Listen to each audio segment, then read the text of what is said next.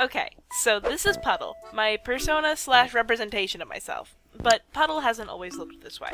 Puddle has changed with every cringeworthy point of fixed interest I've had since teenagehood. I warned you. Puddle started with a different name and face and was originally a recolor of Hatsune Miku. Yeah, we all start somewhere and we all made mistakes. No one is free from sin, especially when we were all once 13. Eventually I learned how to use a tablet and started digitally drawing. Imagine someone you haven't spoken to in over 6 years, a legal adult, cursing you and scorned by your old username. I just wish I'd picked a stupider one. Curse you, love to meme 69. I later went by simply Div, a joke name based on my frequent div usage in my web design process. It's still technically my YouTube name, DivReal. I stopped drawing digitally for a while and I kept my head low online because I was dealing with people being really shitty. But around this time came my resurfaced love for cartoons, and my very first self-insert, one for Adventure Time. I liked the super long hair that Marceline had, and I wanted to have a similar design for a robot persona, and out of love for my life as a teenage robot, I made mine a robot! I even gave Puddle like a little screw hair clip, which is what they actually still have now.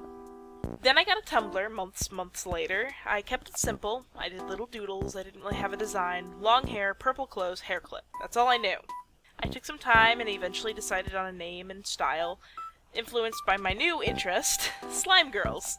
Puddle was born from this mishmash. At the start I drew them pretty thin, but I eventually chubbed them out a bit to be more reminiscent of my own body type, and I eventually also started drawing Puddle's hair to reflect my own as well, as I was cutting and dyeing mine. But the go-to was this.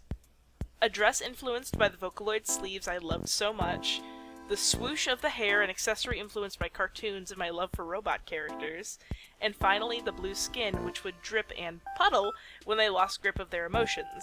I set up like a whole backstory for Puddle's race and original species too, one that now sounds like a lot like Fusions in Steven Universe.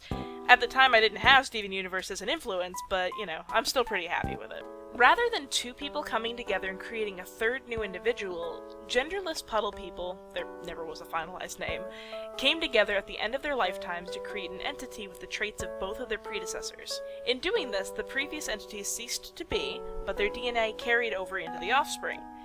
The last entity, for simplicity's sake, we'll call them Apex.